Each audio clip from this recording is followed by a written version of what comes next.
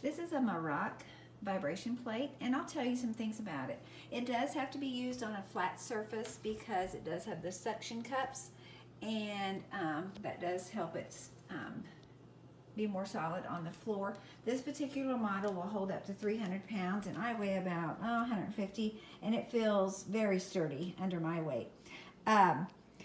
It does have a button where you can just turn it on here at the back. So you turn it on and then it powers it on. It also has a remote that comes with it, so you can turn it off or on there once you have the button on. And then I'll show you a little bit how it works. I have usually just been kind of starting out kind of slow. So I'm just starting here in the middle, and it does go up to 10 different speeds. The highest I've went to so far is just 3. I'm trying to start slow and just let my body get used to the shaking.